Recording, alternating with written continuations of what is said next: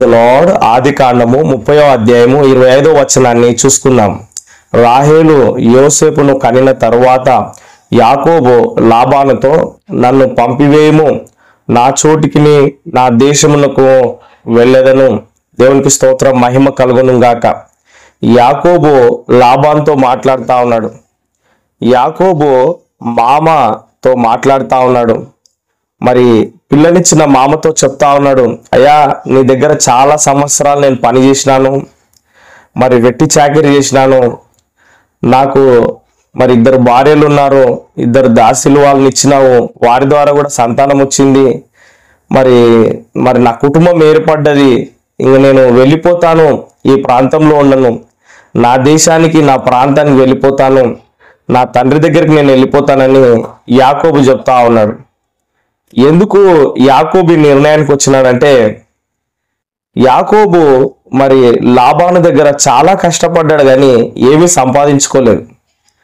మరి మామ లాబాను మోసగాడు, తన లాభాల కోసము ఇతరులను వాడుకునే వ్యక్తి. అల్లుడని చూడకుండా అల్లునితో వెట్టి చాకిరీ చేయించుకున్నాడు. మరి యాకోబు కూడా అనేక సార్లు మోసపోయినట్లు మనకు కనబడతా ఉంది. 10 సార్లు ఇతని జీతాన్ని మార్చినట్లు కూడా ఈ గ్రంథంలో మనం చూస్తా ఉన్నాం. యాకోబు ఎందుకు ఈ విధంగా వెట్టి చాకిరీ చేయాల్సి వచ్చిందంటే, ప్రభు వైపు చూడాల్సిన యాకోబు దృష్టికి వస్తా మళ్ళీ రాహేలు ప్రేమలో పడి రాహేలు కోసము 7 + 7 14 సంవత్సరాలు వెట్టి చాకిరీ చేసినాడు. మరి ఆ అమ్మాయిని వివాహం చేసుకున్నాక మరి ఏదన్నా బాగుపడతాడు అనుకుంటే ఇంకా చాకిరీ ఎక్కువైపోయింది, కష్టాలు ఎక్కువైపోయినాయి. ఆ అమ్మాయికి గర్భఫలం లేకుండా మరి యాకోబు చాలా ఇబ్బంది పడ్డాడు. రాహేలు కూడా చాలా గొడవ పడింది.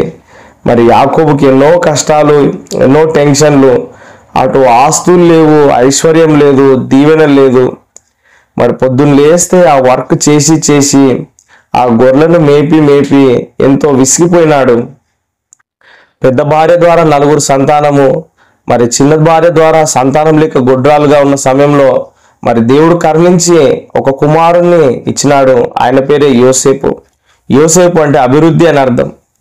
మరి ఒక చక్కటి బాబును పొందుకున్న తర్వాత మరి ఎలాగో నా చిన్న భార్య పిల్లలు పుట్టినారు, ఇక నా భార్య ద్వారా ఇక నాకు ఒక సంతానం కూడా వచ్చింది, పెద్ద భార్య ద్వారా సంతానం వచ్చింది, చిన్న భార్య ద్వారా కూడా సంతానం అయిపోయింది, ఇక నేను ఇక్కడ ఉండడం ఎందుకు, మరి సంతానం పెరిగిపోతుంది, మరి బాధ్యతలు పెరుగుతా ఉన్నాయి, మరి నేను ఈ ప్రాంతంలో ఉండకుండా వెళ్ళిపోతాను, ఎందుకంటే నా మామ నన్ను మరి ఇక్కడ ఉన్నా కూడా పెద్దగా ఏమి నన్ను చూసుకోవట్లేదు, నాకు మోసమే ఉంది, డబ్బులేమి లేవు, ఆస్తులు లేవు, నా పిల్లల్ని నేను ఎట్లా పోషించుకోవాలి, నా తండ్రి ఇంటి దగ్గరికి వెళ్తాను, నా తండ్రి దగ్గరికి నేను వెళ్తాను అని నిర్ణయానికి వచ్చినాడు. అల్లుడు వెళ్ళిపోతాను అంటున్నాడు కానీ మామ విడిచిపెట్టడం లేదు. ఎందుకంటే లాబాను మరి శకునం చూసి మరి తెలుసుకున్నది ఏంటంటే, యాకోబు మీద ఆశీర్వాదం ఉంది, యాకోబును బట్టి దేవుడు లాబాను ఆశీర్వదిస్తున్నాడు, దాన్ని బట్టి మామ అల్లుడిని వెళ్ళనివ్వట్లేదు.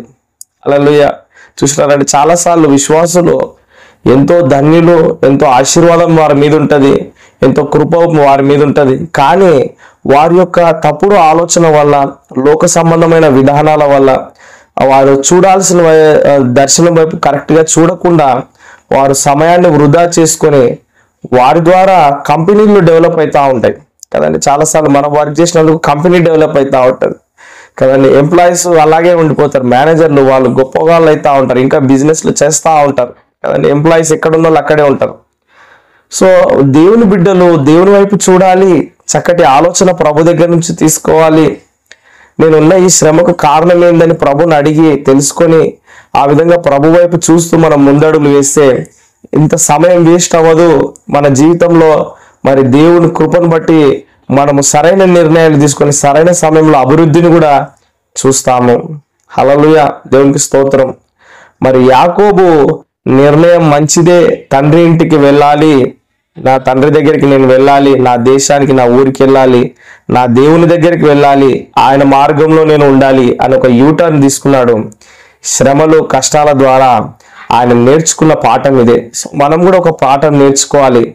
జీవితంలో కలిగే ఈ కష్టాల ద్వారా, శ్రమల ద్వారా నేను తిరిగి నా ప్రభు దగ్గరికి వెళ్ళాలి. ఇప్పటి వరకు ఏ రూట్లో ఉన్నారో, మరి ఈ వాక్యం వింటున్న మీరు మరి ఎలాంటి ఆలోచనలు కలిగి ఉన్నారో, ఎలా మీ జీవితం ఇంతవరకు సాగిందో, ఇప్పుడన్నా ఒక బలమైన నిర్ణయం తీసుకొని ప్రభు వైపు తిరిగితే మీ జీవితాన్ని దేవుడు దీవిస్తాడు, చక్కటి భవిష్యత్తునిస్తాడు, చక్కటి అభివృద్ధిని ప్రభు మీకు అనుగ్రహిస్తాడు. అటు రీతిగా దేవుడు మిమ్మల్ని దీవించును గాక. ఆమేన్. చిన్న ప్రార్థన చేసుకుందాం. పరిశుద్ధుడైన దేవా, ప్రేమగల తండ్రి, ఈ వాక్యాన్ని వింటున్న ప్రతి వ్యక్తిని దీవించండి ప్రభా. చాలా సంవత్సరాలు కష్టపడి ఎన్నో మరి సంవత్సరాలు వాళ్ళు వృధా చేసుకొని ప్రభా, జీవితంలో అభివృద్ధి లేక, సొంత ఇల్లు లేక, స్థలాలు లేక, మరి చక్కటి ఆస్తులు లేక బాధపడుతుంటే మీరు వారిని దర్శించి ఇక నుంచన్నా వారు ఆశీర్వాదకరంగా ఉండనట్లు సహాయం చేయండి. వారిని, వారి కుటుంబ సభ్యులను, సంతానాన్ని దీవించండి. చక్కటి ఆస్తులు, ఐశ్వర్యం వారికి ఇవ్వండి. కుటుంబాన్ని దీవించండి, నీ కృపలో భద్రపరచండి. అనారోగ్యంగా ఉన్న వారిని ముట్టి స్వస్థపరచండి అయా. పాపంలో, శాపంలో, త్రాగుడులో, వ్యసనాల్లో ఉన్నవారు మారి తండ్రి వైపు, దేవుని వైపు మరలి దేవుని మార్గంలో నడుచుకొని మంచి భవిష్యత్తు కలిగి ఉండడానికి సహాయం చేయమని యేసుక్రీస్తు నామములో ప్రార్థిస్తున్నాను తండ్రి. ఆమేన్. God bless you. నేను పాస్టర్ ఎలీషా అబ్రహాం. ఈ వీడియోని లైక్ చేయండి, షేర్ చేయండి, సబ్స్క్రైబ్ చేసుకోండి. మీ చక్కటి కామెంట్ కూడా కింద పెట్టండి.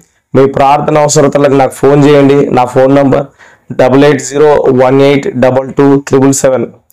దేవుడు మిమ్మల్ని ప్రేరేపించిన యెడల ఇదే నంబర్కి మీరు ఫోన్పే, గూగుల్ పే ద్వారా మీ కానుకలు పంపించవచ్చు.